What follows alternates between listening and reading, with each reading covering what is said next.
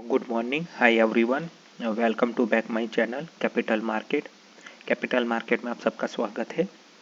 तो कल एक्सपायरी थी निफ्टी की। तो कल हम लोगों ने सुबह एक वीडियो डाला था जहाँ पे हम लोगों ने बात किया था कि अगर बड़ा गैप डाउन होता है तो प्लीज़ अवॉइड कीजिए, क्योंकि वो फिर मार्केट वन साइड रेंज में ही फंस जाएगा। तो कल यही हुआ कि 24,000 जो हम लोगों ने सोचा था वही के आसपास मार्केट घूमता रहा पूरा दिन और जाके क्लोज हुआ 23,960 के आसपास क्लोजिंग प्राइस हुई है उसकी।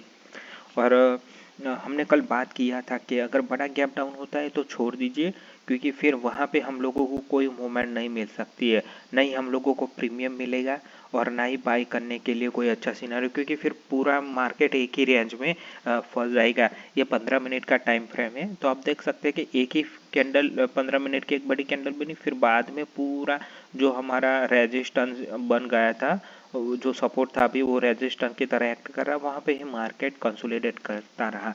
तो हम लोगों ने कल बात किया था कि अवॉइड कीजिए, अगर बड़ा कैप डाउन होता है तो फिर अवॉइड ही करना चाहिए। तो कल वैसे कोई ट्रेड बना ही नहीं था, क्योंकि जो अगर आप शॉर्ट करने जाते तो प्रीमियम काफ़ी कम थे। आप पुट साइड नहीं जा सकते क्योंकि मार्केट का स्ट्रक्चर नेगेटिव हो चुका है, क्योंकि बड़ा गैप डाउन था।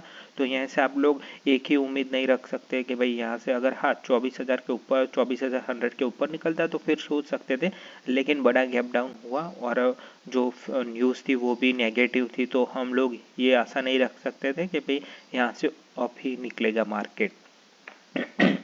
तो कल हम लोगों ने ट्रेड वैसे भी नहीं किया था, मैंने आपको सुबह ही बताया था कि हमारा प्लान ये है, यहीं कहीं पे मिल जाता तो हम लोग पक्का जाते, क्योंकि फिर हम लोगों के पास खोने के लिए 50-100 पॉइंट होते, लेकिन मिलते हम लोगों को 150 से 200 पॉइंट मिल सकते थे इस केस में, तो वो हमारे लिए अच्छा खासा बेनिफिट हो सकता था। तो आज की बात करते हैं।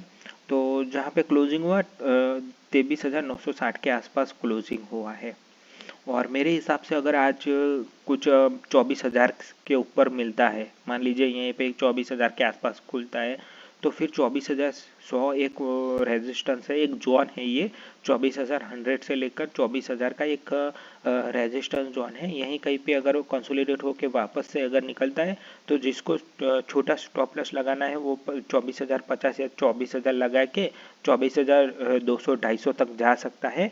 और जिसको शेयर शॉर्ट करना है या पुट के साइड खेलना है तो फिर आप लोग वेट कीजिए यहीं पे, नहीं पे, लेकिन या तो आज या तो फिर मंडे या तो ट्यूसडे तो शायद क्लोज रहेगा, ट्यूसडे या वेडनेसडे को मार्केट क्लोज है 25 तारीख को।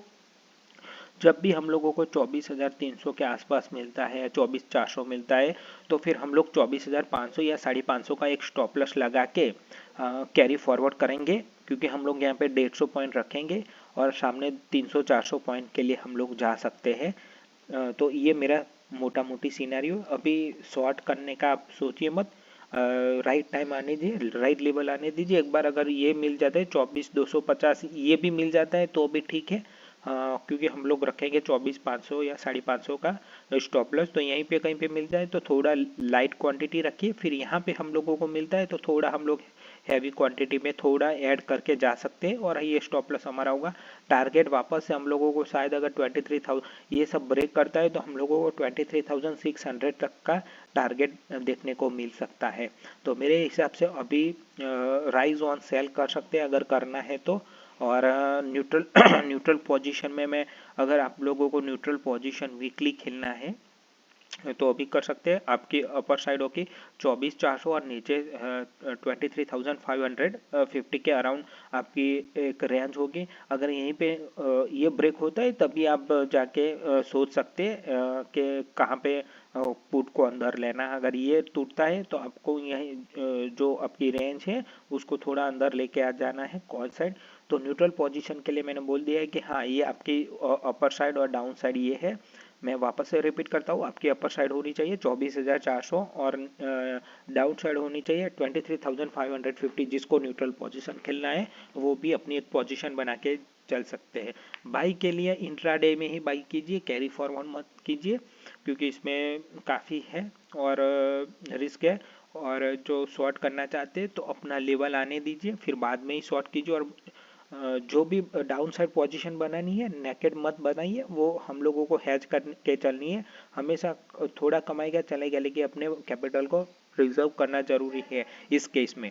तो हम लोगों को हमेशा याद रखना है कि अगर कोई भी चाहे बाय हो या सेल हो, इंट्राडे में ठीक है क्योंकि आपको स्टॉप लॉस आपका सामने है, सिस्टम में है, तो कोई दिक्कत नहीं। लेकिन जब कैरी फॉरवर्ड करके जाते हैं तो हमेशा अपनी पोजीशन नेकेड नहीं रखनी है, उसको हैज करके ही जाना है। चाहे जितना भी पॉइंट हैज करना चाहे कर सकते हैं, फिर बाद में वो निकल सकते हैं, लेकिन विदाउट हैज मत जाइए। और जिसको डाउन साइड प्ले करना है वेट कीजिए, एक बार लेवल आने दीजिए 24,200 या 300 400, ये बेस्ट सिनारियो। अगर 24,350 मिलता है, यहीं कहीं पे हम लोगों को मिलता है, तो हमारे लिए वो बेस्ट सिनारियो होगा एक डाउन साइड प्ले करने के लिए। उस केस में हमारा स्टॉप लॉस 24,500 से 550 तक हम रख सकते हैं, और हमारा टारगेट रहेगा 23,550। अगर उसके फर्दर नीचे जाता है तो हम लोगों को काफ़ी अच्छा पॉइंट मिल सकता है। तो निफ्टी 50 में अभी फ़िलहाल मेरे हिसाब से प्ले करना है, तो वेट कीजिए डाउन साइड, इसके बाद हम लोग सोचेंगे। तो प्लीज़ वीडियो को लाइक कीजिए और चैनल को सब्सक्राइब कीजिए। Thank you for watching.